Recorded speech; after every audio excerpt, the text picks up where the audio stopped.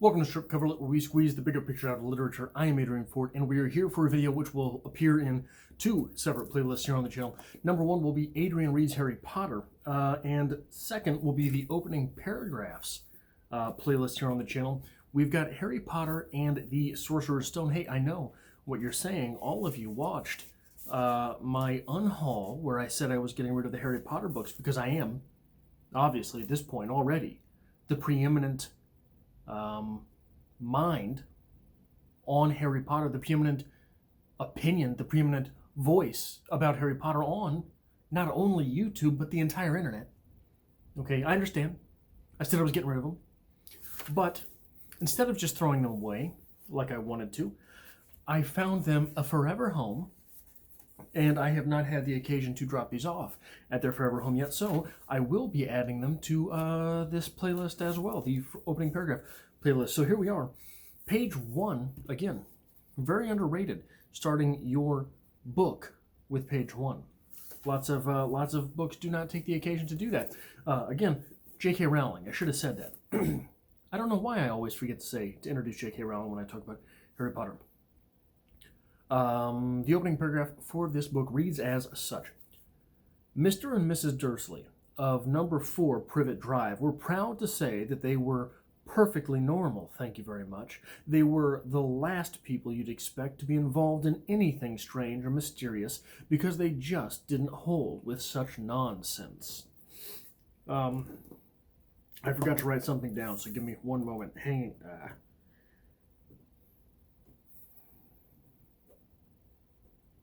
One second here. There we go. Again, just so we have it, Mr. and Mrs. Dursley of number 4 Privet Drive were proud to say that they were... This video is off to a banging start. Mr. and Mrs. Dursley of number 4 Privet Drive were proud to say that they were perfectly normal, thank you very much. They were the last people you'd expect to be involved in anything strange or mysterious because they just didn't hold with such nonsense. The first place I'd like to start with this is the fact that, again, with fantasy, what we're doing here is we have to find firm grounding in our opening paragraph.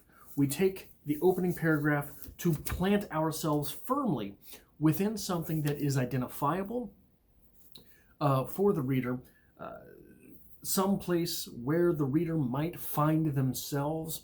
That way our characters, the characters in the novel, become identifiable, become someone with whom we might sit down and chat, someone whom we might want to follow through the course of a novel, and indeed, in this case, through the course of many novels. And I believe there's only one exception to the Harry Potter books, but I don't remember which one, that starts very mundane like this. Starts at number 4 Privet Drive. Very calm, very cool, very collected, very, very humdrum. Very perfectly normal, thank you very much. They all start this way, and it is for good reason, especially as these books themselves were written for a younger audience.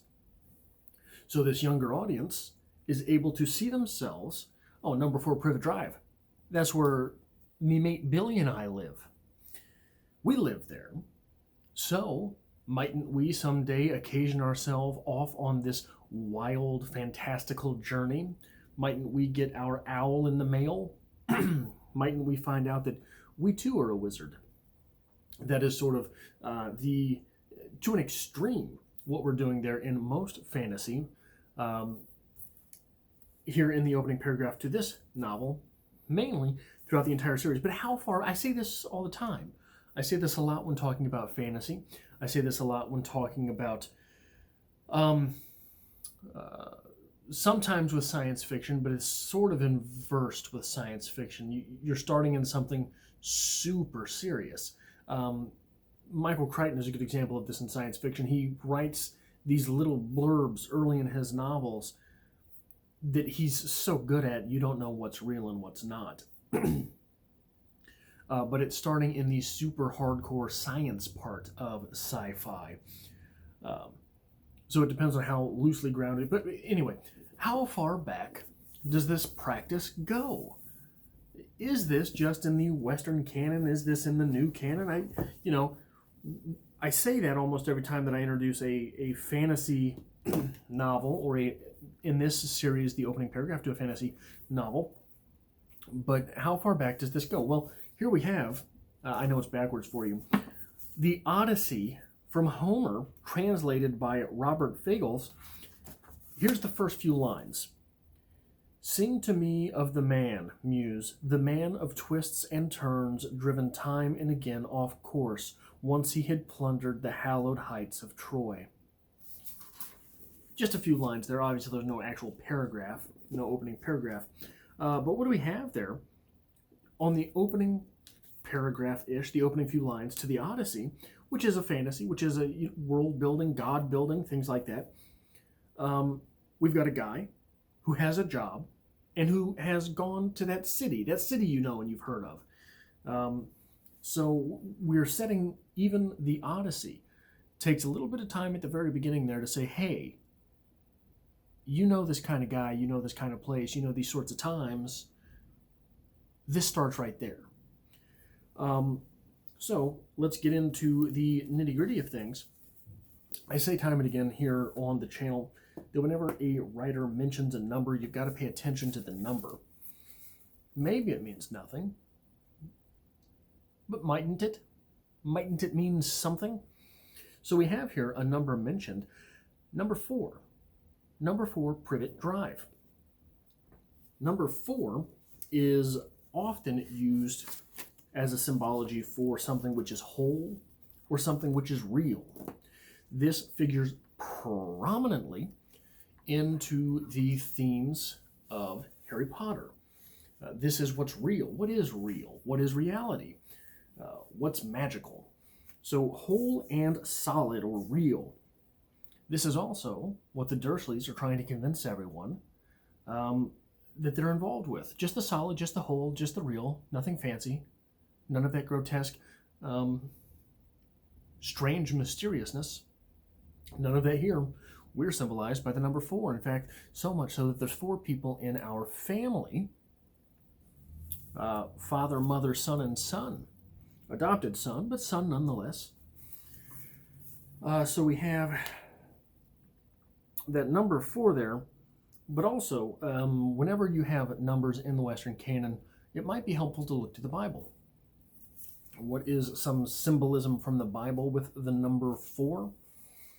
On the 4th day, God finished the sun, moon, and stars to, quote, to rule over the day and over the night, and to divide light from the darkness.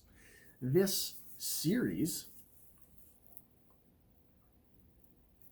I would say, as equally strongly divided, is as equally strongly divided between light and dark as is the Star Wars saga. It's light and dark. There's very little gray. There's very little space in between. And all of the sort of philosophy that falls into this has to do with good guys and bad guys. That's it. So when you're talking about the 4th day, God created, or God, I think it's something like cast into the firmament the sun, the moon, and the stars to give light and to, where is it here? To rule over the day and over the night, and to divide light from the darkness. Dividing light from the darkness. That is exactly what we're doing here in this series. So what's the other part of that? Number 4, Privet Drive. We've got 4, pop, pop, pop, pop, solid, real, whole, and to divide light from dark. But privet, you know what a privet is? A privet is a shrubbery. I can't do the nice Husseinese voice, but hopefully someone out there is doing that as I speak. A shrubbery which is often used as a privacy hedge. So, the Dursleys, number 4, Privet Drive, looking to be whole and real and normal, but also have their divided privacy. These hedges, however, they are often the house to caterpillars who turn into butterflies or moths. Butterflies or moths. There is some worry here about which way the boy who lived will be turning when he discovers his full powers there. Here in this first paragraph, this opening paragraph, to not just the book, but indeed the 7-book series, we get the Dursleys. We get the individuals who may be the prime antagonists of this novel. I don't think it would be fair to call them the main bad guys of the novel, but the main antagonists, perhaps. We get them, I think we get them in as many books as we get Voldemort himself. So, though it may be a B-plot through the series, I don't think it would be any accident at all that we have them introduced first and only in this opening paragraph. We do not even have Harry Potter. The only thing that we have referencing Harry Potter is the title to chapter 1, which is The Boy Who Lived. We get no mention of him. No mention of him in this opening paragraph. Why? Because Harry Potter is of the fantastical. Harry Potter is of the strange and mysterious. So, by not introducing us to the boy who lived, what we're doing is casting his shadow over the entire first chapter by referring to the chapter as the boy who lived, but not giving us any hint of that in the opening paragraph. Now, one thing that I have to agree with JK Rowling over is the fact that this is a short and concise paragraph. I think that was a good route to go, especially for opening a series, which will endure a great deal of world building, and especially for opening a series which is aimed at younger readers. I know most of the people who grew up with Harry Potter are no longer younger readers. You sons of bitches are 30, but, and you should cry because of that. Cry, you're 30. The original audience for Harry Potter is in the 30s now. But what was I saying here? I was saying something. Oh, right. Is introducing a series for younger readers. Introducing that series for younger readers with short and concise language and paragraphs is almost undoubted. Like, I'm not going to say this is one of the reasons Harry Potter was successful, but it's one of the reasons that Harry Potter was as successful as it has proven to be. Especially because I bet there are a great number of individuals for whom Harry Potter was read, for whom Harry Potter was read, to whom Harry Potter was read. Which, look, I spend a good deal of time reading out loud. I spend a good deal of time on this channel trying to convey the message behind something. Reading something out loud makes it much more difficult to pick up the meaning behind something when you're not reading it out loud to yourself but someone else. Right? Does that make any sense? So when I pick this book up and I read this opening paragraph out on the channel, Mr. and Mrs. Dursley of number 4 Privet Drive, who were proud to say that they were perfectly normal, thank you very much, etc., etc. When I'm reading that to someone, it's much more difficult to sort of outline what's going on in my mind because I'm worried about the language behind it. Versus if I'm reading it to myself, it's much easier to follow the flow of things that are much more complicated. So you're reading Harry Potter out loud to little Jimmy, and little Jimmy is a shit anyway. And little Jimmy says, "What was that? What did you say?" And you got to put the bourbon down and calm yourself before replying. So you have to realize what it was that you read, and you might have to go back and reference it. when paragraphs are not 3 and 4 pages long, William Faulkner, it's easier to pick up the meaning from them. It's easier to take a step back. It's easier to find some place to stop. It's easier to find some place to ask a question, etc., etc. Now, the last thing I really want to talk about here is a little bit of a compliment for the way this paragraph ends. They were the last people you'd expect to be involved in anything strange or mysterious because they just didn't hold with such nonsense. Number one, obviously, this is projecting. Number two, obviously, this is overcompensating. So what you have here is a hanging mystery with which to end that paragraph. Why are these individuals so against the strange and mysterious? And to whom are they trying to prove they've got nothing strange or mysterious going on? Why is it such a big deal to them? In fact, simply by mentioning it, they are admitting that the strange and mysterious exists. They are admitting that the strange and mysterious might have something more to do with what you're looking at than they want you to believe. It's like if I told you, no, I'm definitely not. Oh, no, I don't have anything. I don't have anything. I am definitely not. No, I don't have anything. I don't have anything. I am definitely not.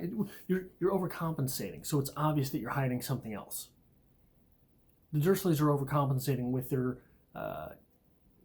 tacitly wrong admission to being normal. They're overcompensating with the fact that, look, we don't do anything with that mysterious, strange stuff. That's not us. That's not where we're at. It's not what we do here.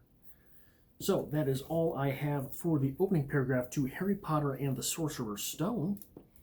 I hope to see you back next. Look, I got new videos Monday, Wednesday, and Friday on this channel. I have new videos Monday, Wednesday, and Friday on my personal channel, a link to which can be found in the description box below. Eventually, over on that channel, I will be reviewing the movies for this, but I gotta find the chutzpah to get around to that. So hey, hope to see you next time.